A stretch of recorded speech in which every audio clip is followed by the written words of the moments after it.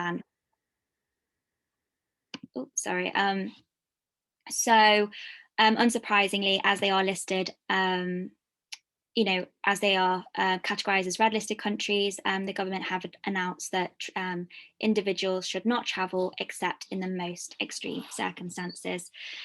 So that's just to give you a bit of an overview. But what does this mean for businesses? Well, again, the main issue that a business would need to consider is whether an individual would need to quarantine upon their return to the UK.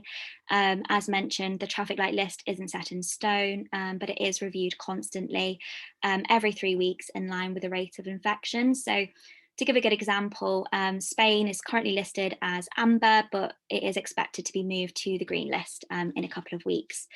But the effect of these changes really mean that it can be a little bit harder for businesses to plan for staff going abroad, as we can all imagine scenarios where by the time the employee is set to go on holiday, the country that they are going to has been changed from one category to the other. And subsequently, they may need to quarantine given this. So for businesses, it's making sure that you're up to date with the traffic light system, know which countries are on what list, and also just to be aware of the periods of quarantine and when this would apply. So that's slide. That's right, Anjali. And the other thing to be conscious of is that these are only the rules that apply in either England or the UK, depending on, there are some obviously differentiations with Wales and Scotland, the level of the restrictions, and Northern Ireland. But we obviously have to bear in mind that the other countries may have restrictions as well. So for example, New Zealand, that's why my brother lives there, they are on the green list, but they won't actually let us in because they're not letting anybody into New Zealand at the moment for travel. So we're obviously bound by whatever the restrictions in the place that the person is travelling to are as well. Of course, Andy quite rightly said, Spain has yesterday announced that yes, they're very keen to get travellers from the UK to Spain, and there's going to be no requirements for testing on arrival and things like that.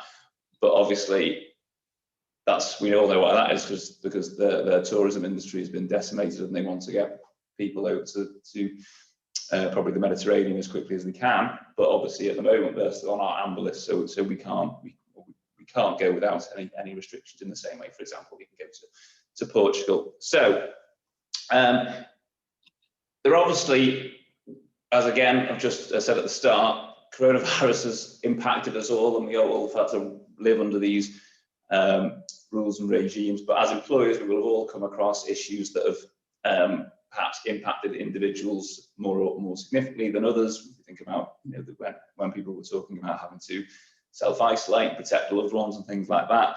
But holidays is a whole new kettle of fish in terms of potential problems. We may have people who go abroad and get stuck and they can't come home because they've got COVID. We may see people that decide that they're going to tell you that they're going to one place and actually they go somewhere else. So say I'm going to a green place and actually they end up going to an amber or even a red.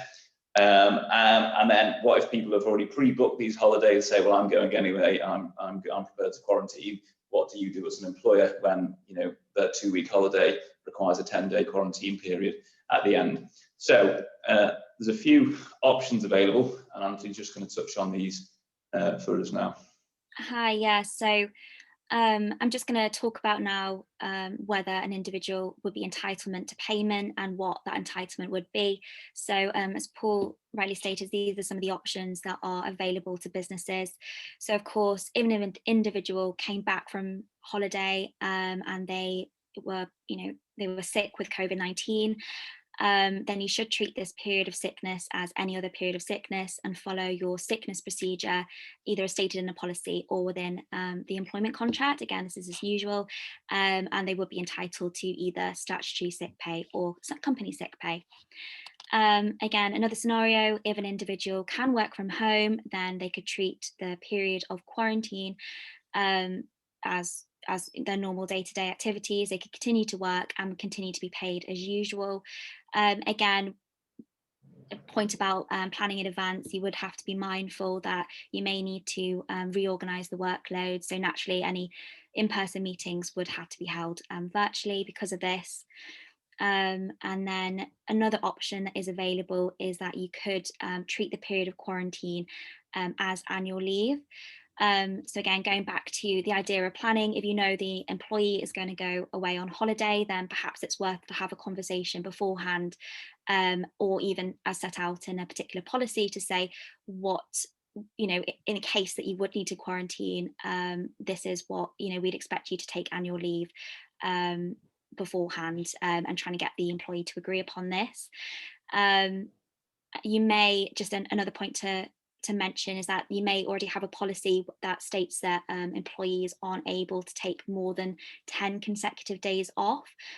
So naturally, if you did want the employee to use any period of quarantine as additional annual leave, you may need to make an exception to that. And then finally, you can speak to the employee, and allow them to take any, the period of quarantine as unpaid leave. So for example, if the employee does not have enough annual leave entitlement, so unable to take, treat the period of quarantine as a period of annual leave, then this could be one of the options available. But again, we would always advise to explore the other options before taking this step. So that's just, again, a brief summary of all of the different entitlements to payment. And Paul is now going to go through some of the different examples and some scenarios, and what we would advise for you to do as an option. Thanks, Anjali. So yeah, some examples here, and these are kind of, we thought was the best way for you to sort of get an idea of potential problems. This one's fairly extreme, but some of them are slightly more realistic. So you have an employee who has, without telling you, been on holiday to France and flown back to the UK yesterday. She told you she was going to Cornwall, but you saw a selfie of her on Instagram at the Eiffel Tower. She has now turned up to work saying she does not need to quarantine. So obviously this is a case where we've got an employee who said they're going on holiday, but say they're staying in the UK. So same as either if they're going to a green country or just staying at home, as I've said, and they've gone instead to an amber country. So of course, the first thing to flag here, it's a bit of a technical point, but obviously there's a potential dishonesty issue. So whether we look at disciplinary action as a result of that dishonesty, then that may be an option to consider. But how are we going to deal with this? So they've turned up at work day one when they should be at quarantining. What do we have to think about? Well, the first thing is duty of care. We've got a duty of care to the individual, and we've got a duty of care to all of our other staff. So obviously the UK government has said that it's an amber risk of people, and people by law are required to quarantine, and that's because there's a risk of spreading coronavirus. And so therefore, the first thing you need to do is send them home immediately, because I think you'd be in breach of your duty of care to both them and the rest of the workforce. On top of that, the employee would actually be committing a criminal offence if they did attend work and refused or failed to quarantine. So I would be quite promptly reminding them of that and telling them to go home immediately. But we certainly don't want to involve ourselves as a business in any way of facilitating, people not quarantining, and you would be exposing yourself to considerable criticism. Whether there would be any fines or anything, there's no guidance on that at the moment. But it would certainly not look good from a PR point of view to be not adhering to the rules. So how could this be solved? Well, the easiest way is to have basically a coronavirus travel policy in place beforehand, and basically you say, these are the rules. If you go to an amber country, you will obviously not be able to return to work on the day that you come back from your holiday, and these are the options that are available to you. So we will request that you take a period of additional annual leave. You will be required, or you could even say it will be a period of unpaid leave. Whether it's the act itself of going to an amber country and then not being able to come to work would actually be a disciplinary action. We have discussed this, and we've got a variety of answers, because effectively the employee is not willing and able to work, because to do so would be illegal. So it's pretty tricky to actually to know what to do with them if you kind of wanted to discipline them or something like that. I'm not convinced it would be gross misconduct. It would certainly be potentially on the cusp of, but whether you could look at another reason for dismissal, some of the substantial reason being one, but obviously we're only looking at a short period, and as well as Anthony said at the start, we've got it's only a 10-day window, which can be shortened subject to a test. So yeah, that's first example. Second example is an employee has gone on holiday to Portugal, which we know is on the green list, but on day 5 of the holiday, the UK government announces that Portugal is going into the amber category from midnight. Now, of course, we don't know what kind of notice we're going to get of countries going into a separate category. If there was a serious outbreak in one place, it may be that the government would have to make an urgent decision and say, sorry, you're coming back a tier on the system.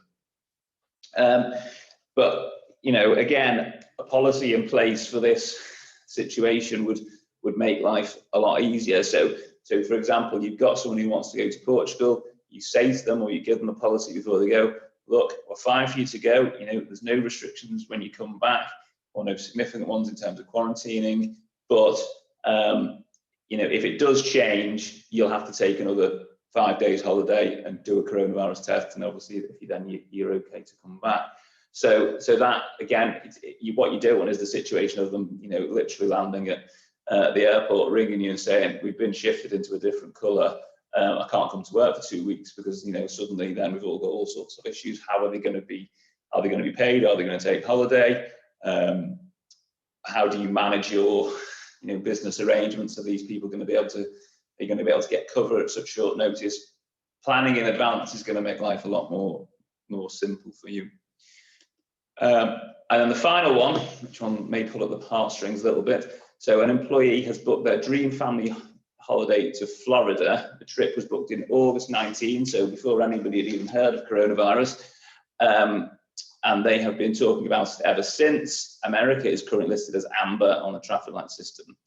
They asked if you, despite your policy, your amber travel restrictions, you would be willing to make an exception. So in this case, you've issued the policy, you've said it, made it clear, and you've said to the member of staff that, unfortunately, if you go, you're going to have to take a period of unpaid leave or whatever. Or you've actually said that you can't go at all to amber countries, which some employers are considering.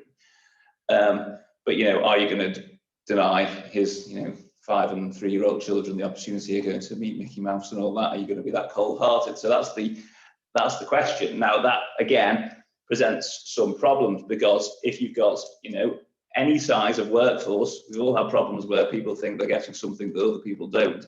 So it may present or promote a lot of goodwill with that individual going, okay, in this circumstance, we'll make an exception because it's a special holiday.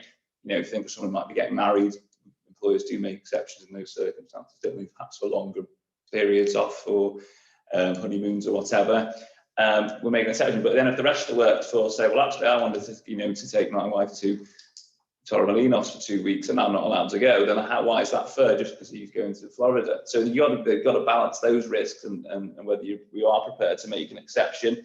I think in this case, reaching some sort of agreement over additional annual leave would probably be the most pragmatic approach, because at least you've got something to go back to the other employees and say, well, we did make an exception, but he did have to take his holidays, so it's not like he's had it for nothing. And then or ultimately unpaid leave would be an option, but again, that presents its problems, and you certainly don't want everyone going off and saying, I'll have my 2 weeks and I'll have another 10 days unpaid, because you'll have no one coming to work. So yeah, there are practical considerations, but I think all of these can be, if not solved, certainly it puts you in a much stronger position as an employer, because if you've got a backdrop position, if you've then got special circumstances, there might be people who've got a sick family member in Spain or in Italy or something like that, or who need to go suddenly. Are you going to not tell them they can't go? If there's someone's potentially going to lose a family member and they need to see them before they pass away. All these things might come into play, which, Boris's green, yellow and red don't quite factor in, and certainly having some sort of policy as a backdrop position that will then allow you to make exceptions where necessary is probably the best way to do it, I think. Okay. So, vaccines. Anjali, can you stop employees from taking holiday if they haven't been vaccinated? Yes, this is again one of the queries that was presented to us recently. So, although there has been talk around vaccine passports, there isn't in fact a legal requirement which states that an individual must have had the vaccine before they go abroad. If you as an employer want to take this position and add wording as part of your policy, not only is it likely to be an unpopular decision with some of the younger workers, but it could even amount to indirect discrimination. So, there are many reasons as to why an individual may have not taken up the offer to have had the vaccine, whether religious. And as I've touched upon, at the moment with the vaccine rollout, I think it's only to people aged 36. So again, it would mean that younger workers wouldn't be able to travel abroad. So there is an exception to, there is an argument to say that, you're implementing this as part of your policy, but you have a legitimate reason for doing so. And there is, but however, there's the two-sided step. It also has to be proportionate for delivering that particular aim. So again, whilst we were discussing this, whilst there is arguably a legitimate reason to prevent unvaccinated staff going abroad in the sense to avoid any COVID-related absences, it is unlikely to be proportionate of achieving this. Although, it has been untested. So that's the only thing I would caveat upon this particular point. So, Paul. Thank you, Anjali. Yeah, so I think we're down to actually 32 and 33-year-olds, as I'm now fully vaccinated and as of Friday 33. So in terms of, can you require employees to use annual leave? Now, some of you may be familiar with this from previous lunch clubs and seminars that we've done. Certainly a hot topic last year in the middle of furlough. But can you require them? One of the big problems, the answer is yes. It's very simple. It doesn't even have to be in the contract. But one of the big problems that lots of employers are facing now is that we have got basically, or employees have got most of last year's holiday accrued, most of this year's holiday accrued, and the cap, we're now in May. If you're a January to December holiday year, they've got an awful lot to take in the next 6 months. Here where ours starts on the 1st of October, so we've got even more to take before then. And then there's just loads of staff everywhere with loads of holiday. And you'll all be familiar with the fact that you can't just pay people off and say, take this payment in lieu of holiday, because it's a statutory right to holidays that can't be waived. So certainly excess holiday is a problem and needs to be managed. So what I would be reminding you to do as HR or managers or whatever, if you're looking at the holiday list thinking, crikey, this person's got 5.5 weeks to take before the end of September, you might want to start telling them that they need to take them and ask that they book them in. If they don't, you can say to them, well, please do, but if you aren't willing to do that, then we will give you notice and require you to take them. And the way you do that, it's a fairly simple procedure, is that you just write to them and explain that based on the amount of period that you want them to take off, you have to give double the notice. So if they're going to be off for a week, then you need to give them 2 weeks in advance notice that they're going to be off for that week. And really, there's nothing they could do about it. Now, what may happen, of course, is the employee might turn around and go, oh, well, actually, I am doing something the week after. Would I be able to swap it? But that's kind of then becomes just a practical resolution. But certainly, this is the kind of time, because we are now in most circumstances. Once we're into June, we're almost at halfway into the year, and you don't want people going to be off for 2 of the next 6 months in one go, so they've made sure they've taken all the holidays. So certainly look at managing that. If you need any help with putting together letters and things like that, certainly let us know, because it's a fairly simple process, but can be quite effective. We've obviously have got the advantage of the carryover that was given to us last year. Anjali, do you want to look up on the next one? about changing leave? Yeah, so again, kind of ties in nicely to the first question. So legally, yes. Again, doesn't have to be written in the contract of employment. So you as employer can ask your employees to change or cancel annual leave. However, this is often quite risky to do in practice, because particularly if you've already consented, because as you can imagine, the employee may have already paid for flights and hotels. Therefore, cancelling the holiday, it may lead to them being out of pocket, and they may expect for the business to reimburse them for any loss caused. So further, if you so I think you can cancel, provided that there is a clear business reason. But again, there is a bit of a risk, because if you unreasonably cancel or disrupt holiday plans, then the employee may argue that there has been a breach of the implied duty of mutual trust and confidence, and then subsequently resign. So you could actually open yourselves up to a potential employment claim by cancelling unreasonably. Despite this, there may be, like I said, a clear business reason as to why that employee needs to be at the office at that particular time. So Paul and I were talking about this, and this could be, for example, there's an influx of staff members who are sick. Perhaps there was an illegal issue that meant that the employee had to be in the office at the particular time. So again, although that it is a bit risky, that there are some nuances to this. And then ACAS has also provided some helpful guidance as well. So again, they recommend to talk about plans to cancel any holidays as soon as possible. Again, quite a common sense approach. Listen to any concerns that the employee may have. And then finally, welcome and suggest ideas for other options before taking action. So I guess just taking a common sense approach and also being aware of the risk is particularly important. Yeah, I think in that case you would want to really be looking at fairly out of the ordinary. Extraordinary might be too far, but not just the fact that things are getting a bit busy and we need them back. You need to go beyond that. You need to have some sort of real business reason. I think the examples I gave you, I say that if half the workforce got COVID and you had a particular contract that needed fulfilling, and you weren't going to fulfill it unless the employee was able to come back.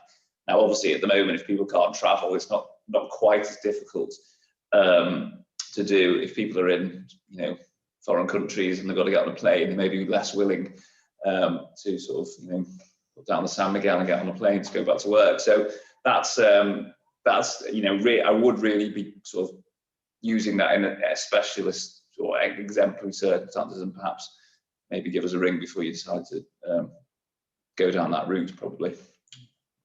Wish to caveat that. So, Anjali, do you want to just touch on the 2-year rule? Yeah, of course. So obviously this was quite a big issue last year, but it's also quite pertinent to know today. So as you may already be aware, the government amended the working time regulations to allow employees and workers who have been unable to take holiday due to COVID to carry over up to 4 weeks unused leave in the next 2 years immediately following the year it was due to be taken. So it can't, they can't wait until 5 years down the line in order to claim it back. It has to be the year immediately afterwards. So the change, just to give you a bit of background, so the change was really aimed at ensuring employers who are affected by COVID-19 to have some flexibility to allow their workforce to be able to take statutory holiday leave without meaning that they could potentially be short of staff. So they're really looking at more towards the healthcare and the food industries, which, as you know, were a lot busier during the coronavirus. The test as whether this applies is whether or not it was reasonably practical for an employee to take some or all of the leave to which the worker was entitled to as the result of the effects of the coronavirus. Again, this is not just the fact that they just weren't able to take an international, go on holiday abroad. It was looking at, the circumstances of the employee. Were they unwell due to health reasons, for example? The impact coronavirus has had on the business. I mentioned the healthcare and food industry, for example, the increase in workload. And then also, you could also arguably say the wider economy or society. So this is just something to bear in mind. But equally, as an employer, when it comes to planning, you could consider allowing the carryover rule in order to spread the holiday requests out, not from this year to the next year, whilst ensuring that employees get the statutory leave as normal. Yeah, totally agree. Just remember, if you are using and taking advantage of that 2-year period to carry over, that it still needs to be managed. You don't want to find yourself at the back end of next year thinking, oh my God, no one's taken any holiday for 2.5 years. It's bad enough at the moment. So don't kick that can down the road. Make sure you're on top of it and it is being managed and you are encouraging staff to take holidays. Okay, so furlough, one of my least favourite things about last year was the number of, also the uncertainty, and he said the number of questions then, but that didn't mind them, but the uncertainty around holidays. So when people were furloughed, we didn't know for probably several months as to how holidays would be impacted by furlough, and it took a long time before we got clear guidance from the government on that point. In the end, they said, yes, you do accrue holidays whilst on furlough, but you can take them. So if you do have any staff who are still on furlough and they haven't taken the holidays, then we would strongly recommend that you do, because you do force them to now, because obviously the furlough scheme is not going to go on forever. And so you need to make sure, you can just top up to full pay and still claim the 80% back whilst they're on holiday. So make sure that's a cost-effective way of making sure people use their holidays. So anyone still on furlough really needs to be making sure that at least last year's holidays are taken, and it would make it be a considerable financial saving to get them to do it whilst they are on furlough, rather than having to take them after they come back. And the pay is, as slide quite rightly says, is based on their what they would have earned while they're working. The guidance on the government website is quite clear on that, as far as government guidance and clarity goes. Employers should consider whether any restrictions the worker is under, such as the need to socially distance or self-isolate, would prevent the worker from resting, relaxing, or enjoying leisure time, which is the fundamental purpose of a holiday. Well, it's a bit of a tricky one, this, because obviously we've all found it pretty miserable not being able to do all the things that we enjoy in life. Some of us may regularly go abroad, but even those who just take days off here and there isn't really much. There hasn't been. I mean, it's getting better now, but prior to March and back to Christmas, and then all of this time last year, we were fairly stuck inside, and there was nowhere it was open. There was nothing to do. So, just being kind of not being able to enjoy life because of coronavirus isn't enough. But if there's a particular reason why somebody could not enjoy a holiday because they're having to care for somebody, or they're actually self-isolating due to symptoms or being in contact with someone, or whether taking a holiday would mean they wouldn't be able to socially distance, would prevent them from kind of enjoying being the in a sense of really actually being able to take a full day off. There is a difference. So do consider whether there are anything restricting people from, say, quote unquote, enjoying. Not that there was too much to enjoy last year, but yeah. Okay, so just kind of the last few bullet points there. There's clearly going to be a problem, and I touched on earlier, with people having considerable accrued holidays. What are you going to do if everybody says, as soon as Boris on the 21st of June says we're all free, fingers crossed, everything's back to normal, even if it's just in the UK, and people will start booking off 3-4 weeks in the summer? How are you going to manage that when you've got a lot of people coming in and requesting the same periods off all at once? Well, many employers operate a first come, first served system. And I think, to be fair, that is probably the fairest way of doing it, albeit you will have to have considerations for anyone who may be a carer or something like that, or if they need to fix their requirements, or indeed special circumstances as to why somebody may need to take some annual leave unexpectedly. We do recommend that you are flexible, but you will have to balance that against busy periods of the business. And obviously we will see once the schools close, an influx in people looking to take time off, July and August being the main one, when hopefully we will be able to exercise more freedoms than we are currently, and maybe even travel to some more countries on the green list. So you are going to have to think about that. The carryover rule will be in place until the end of next year, or the end of your next holiday year rather. And we says, as the slide says, continue to encourage people to take holiday where you can, provided it meets the needs of the business. Don't crucify yourself by any means, but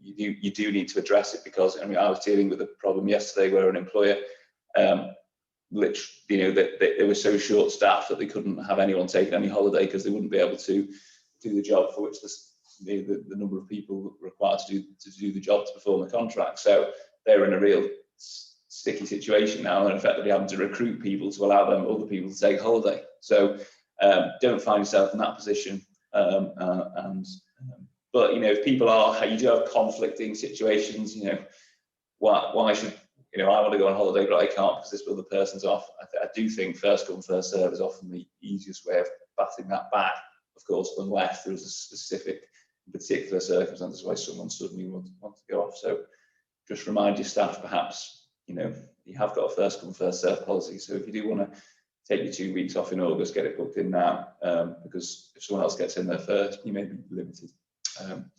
So that was a bit quick of a whiz through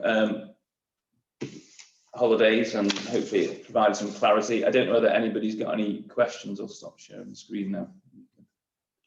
See, there's some. Oh wow, there's lots. So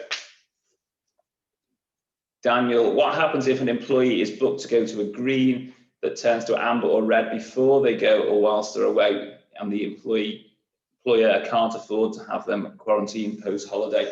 Well, that's kind of similar to one of the examples that we gave.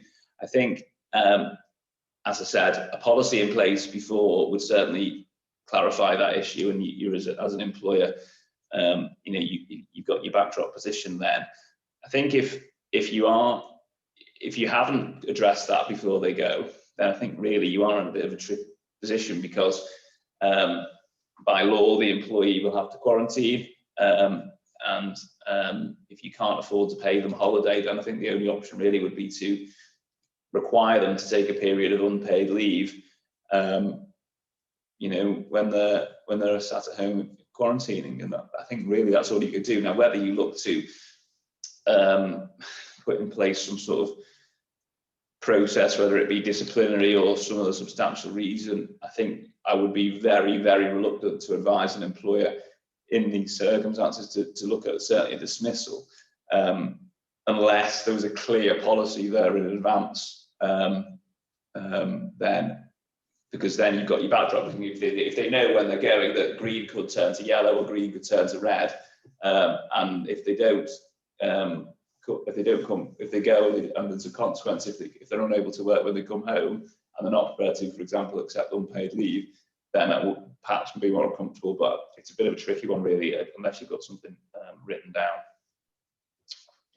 So Jane, if the employee has to self-isolate due to come into contact with COVID, do they get SSP? Yes, that's really good. That's right, Anjali.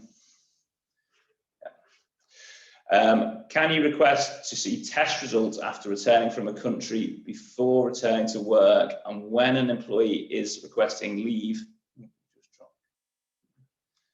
can the employer state they now need to know where the destination is? So, can you request to see test results after returning from a country before returning to a work? Well, I don't think you could demand it. I think you could probably ask. Demanding it would be certainly bordering on breach of kind of privacy and personal information. And unless the employee was willing to offer it voluntarily, you know, I don't think you could be kind of demanding that they give you your COVID test results. But what you could, of course, say as well, you're on a period of 10 days unpaid leave.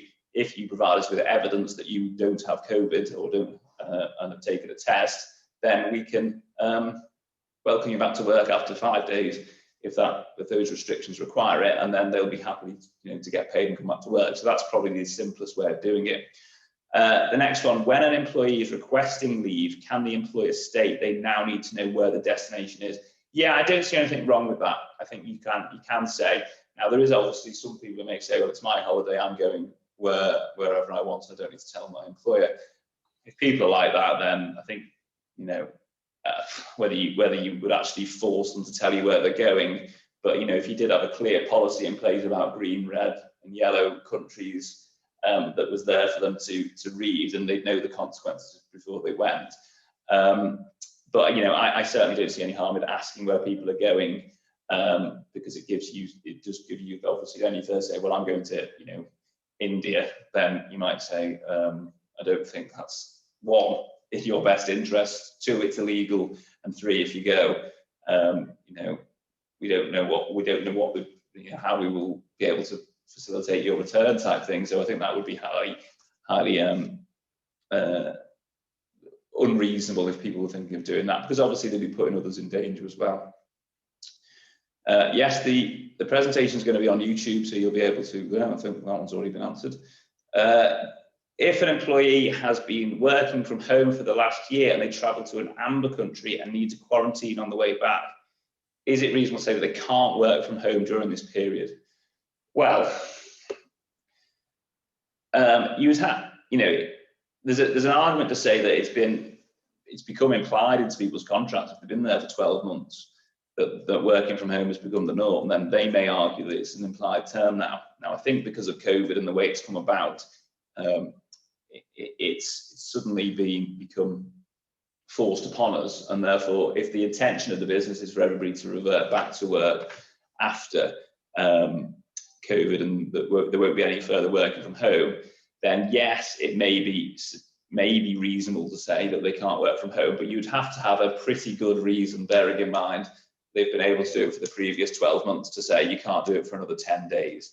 And I think really that would probably, in my view, be unreasonable. Now, whether it would go as far to say that it's a fundamental breach of contract and therefore a constructive dismissal, I'm not sure. I don't think I'd be advising the employee if they rang me and said, is this a constructive dismissal, that I've been working from home because of COVID and they've said I can't do it for another 10 days, because that's a breach of contract. I can't see it being the strongest case, but as many of you who've experienced the employment tribunal before, you don't want the EC1. It's fine, you know, you don't want to have to deal with it in the first place. You don't want to. It's a different matter going all the way to tribunal and defending it, because it's a time-consuming and expensive process. And so, yes, you may defend the claim, but you don't want the grief. So I think in that circumstances, unless you've got a really strong business reason to say to the employee, sorry, you can't work at home for this period when you return because of A, B, C, and D, then I think it would be a little bit unreasonable, to be honest.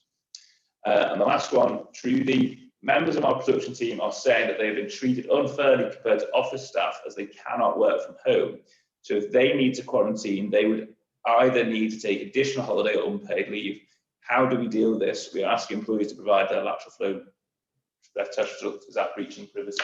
Well, I've touched on the COVID testing point. So, well, the thing is, there is no real claim for being treated unfavorably compared to sort of other people in another area of the business. So unless, and as it's been, you may have seen, there was a case, or there is a case recently, I think it's Tesco's, Tesco or Asda, I can't remember, but basically there's been an equal pay claim brought by the claimants who work on the tills, saying that they get paid less than the people who work in the warehouse, and that's because, but it's a sex discrimination claim, because or equal pay claim, because what they're saying is that more women work on the tills compared to the men who work in the kind of warehouse area and where the deliveries arrive.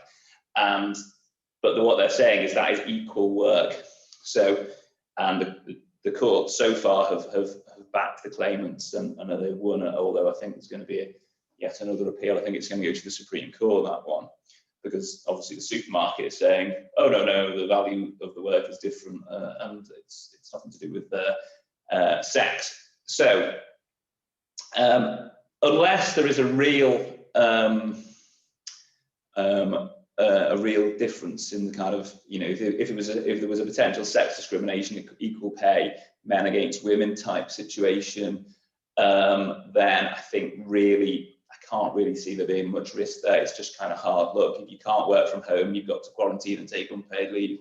Unfortunately, that's kind of life. I mean, I suppose someone's just flagged there, it was Asda, so thanks Daniel for that. There is another ongoing case with Tesco's. But yeah, that is, I can't see an obvious tribunal claim there for those staff.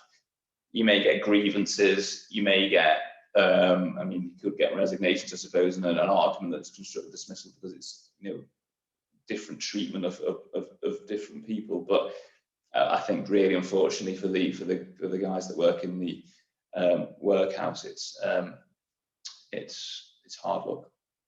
And Joe, another one, is it unlawful to travel to an amber country currently or just advisory? The government seemed confused. Well, it is confusing. It seems like the politicians say one thing one day and one thing another. One politician said, I think on Andrew Marr on Sunday morning, that it was okay to go to Spain or Italy or Greece to visit a friend or family that you haven't seen, provided you've dealt with the rules and abided by them when you came home.